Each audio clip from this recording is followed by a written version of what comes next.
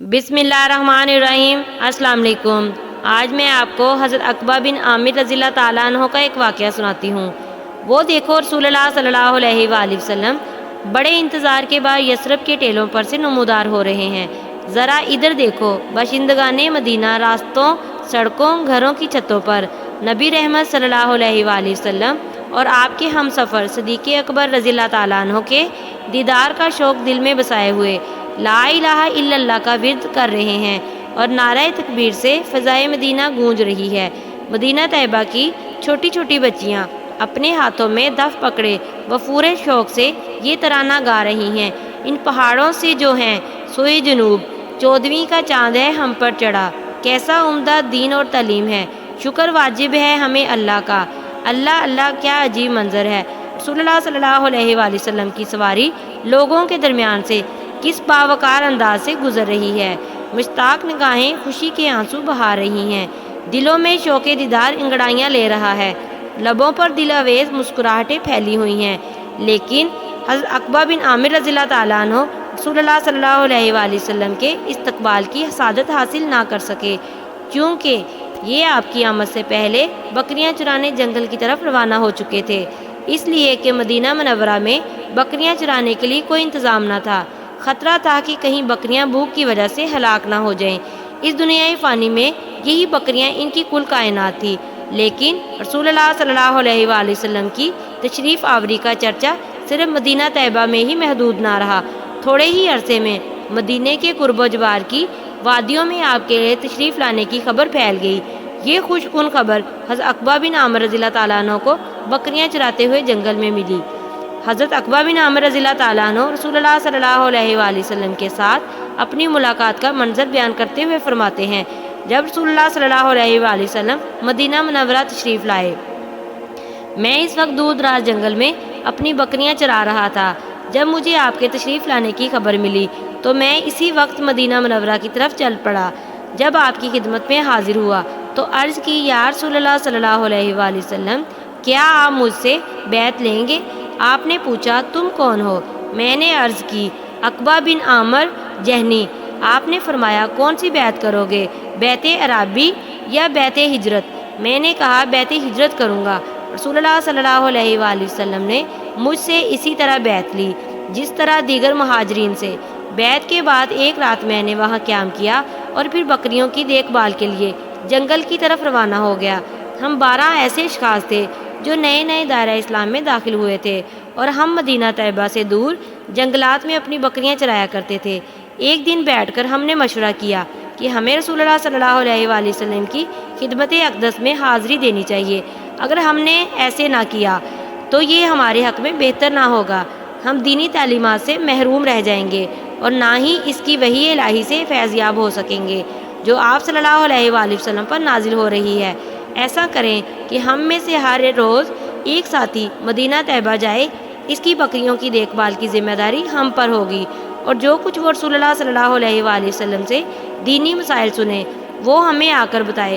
हज़रत अक़बा बिन आमिर रज़ी अल्लाह ताला अन्हो कहते हैं कि मैंने अपने साथियों से कहा, तुम यके बाद दिगरे मदीने जाओ और जाने वाला अपनी बकरियां मेरे सुपुर्द करता जाए। मैं इन्हें चराने और देखभाल की ज़िम्मेदारी बाखुशी कबूल करता हूँ। मेरी इस दिली कैफियत ये थी कि मुझे अपनी बकरियों से बहुत प्यार था। मेरा दिल नहीं चाहता था कि मैं अपनी बकरियां किसी के सुपुर्द करूँ।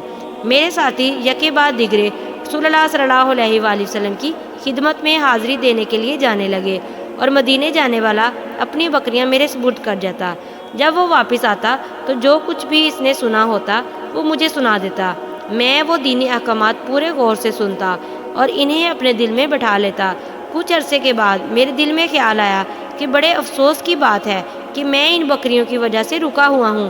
क्या मैं इस दुनियावी मालो मता को रसूलुल्लाह सल्लल्लाहु अलैहि वसल्लम की मोहब्बत पर तरजीह दे रहा हूँ? भला ये बकरियाँ बराह रास्त रसूल हसूल इल्म की राह में रुकावट बनी रहेंगी।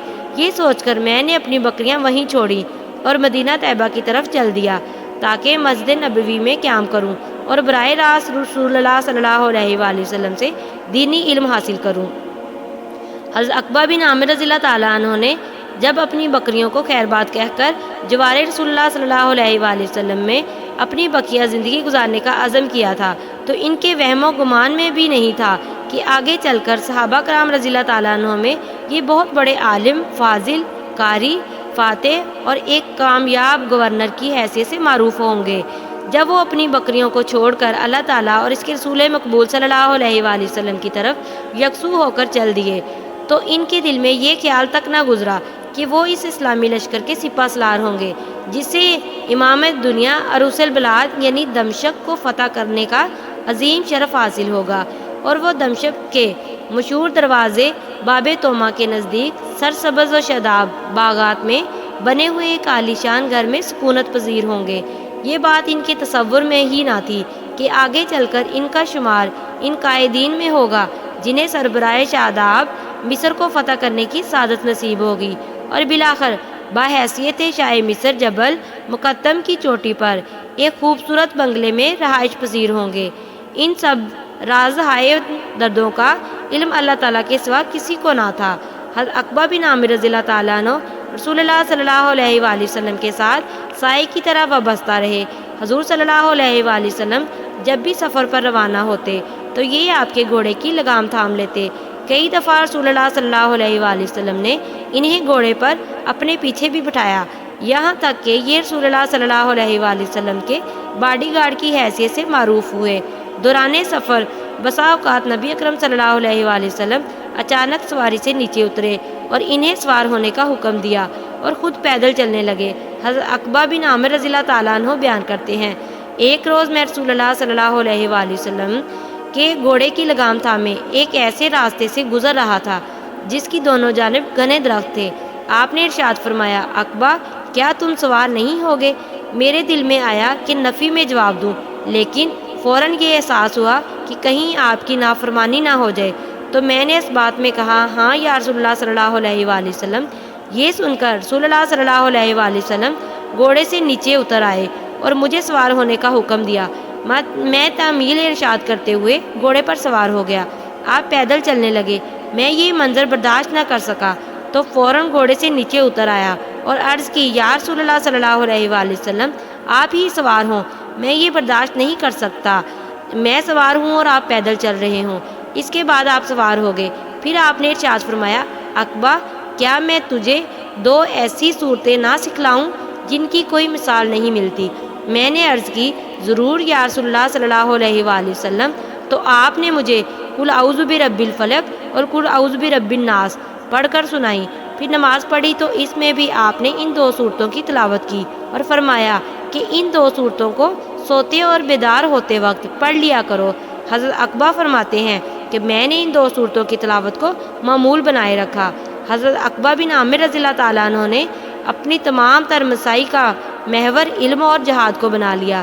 جہاں تک میدان علم کا تعلق ہے، اس سلسلے میں یہ رسول اللہ صلی اللہ علیہ وآلہ وسلم کے تر و تازہ، میٹھے اور صاف شفاف علمی چشمے سے سیراب ہوئے، جس کی وجہ سے انہیں قاری، محدث، فقیہ، ماہر علم میراث، ادیب، فصیح البیان، مقرر اور شاعر ہونے کا شرف حاصل ہوا۔ قرآن مجید نہایت دل سوز آواز میں پڑھا کرتے تھے۔ جب رات پرسکون ہو جاتی، دنیا کی چہل پہل تھم جاتی، تو یہ پرسوز آواز میں قرآنی آیات کی تلاوت شروع کر دیتے، جسے سن کر صحابہ کرام رضی اللہ تعالیٰ عنہ کی آنکھوں سے بے اختیار آنسو جاری ہو جاتے اور خشیت الہی سے ان کے دل میں لرزہ طاری ہو جاتا۔ ایک روز حضرت عمر بن خطاب رضی اللہ تعالیٰ عنہ نے حضرت عقبہ بن عامر رضی اللہ تعالیٰ عنہ کو اپنے پاس بلایا اور فرمایا، عقبہ آج قرآن سناؤ۔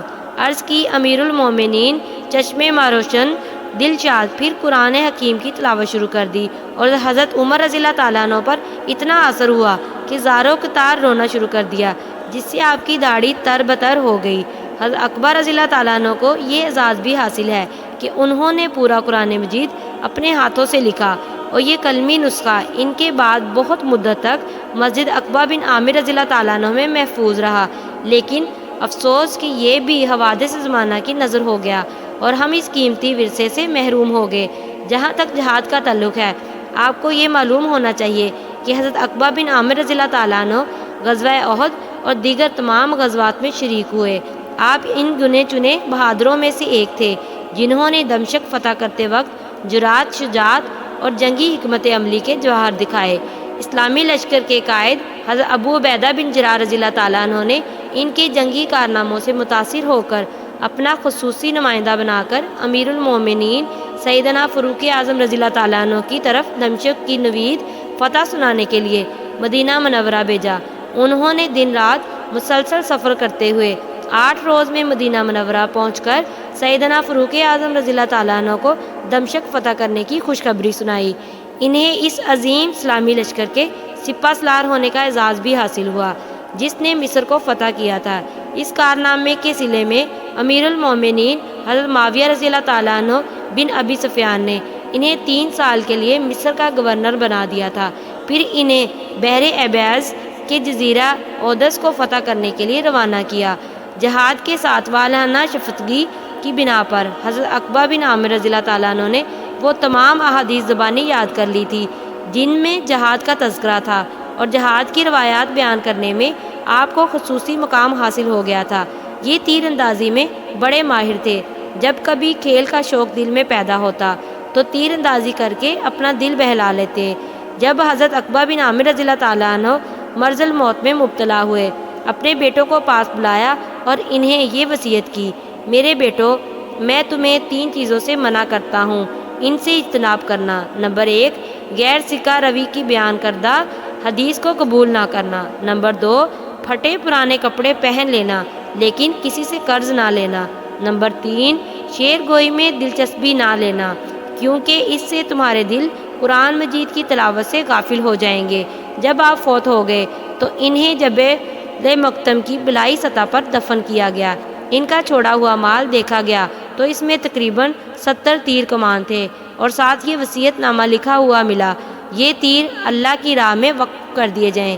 اللہ سبحانہ تعالیٰ اس بلند پایا عالم، فاضل، قاری، محدث، مرد مجاہد اور غازی حضرت عقبہ بن عامر جہنی رضی اللہ تعالیٰ عنہ کے چہرے کو روز قیامت تر و تازہ کرے، آمین۔ جزاک اللہ۔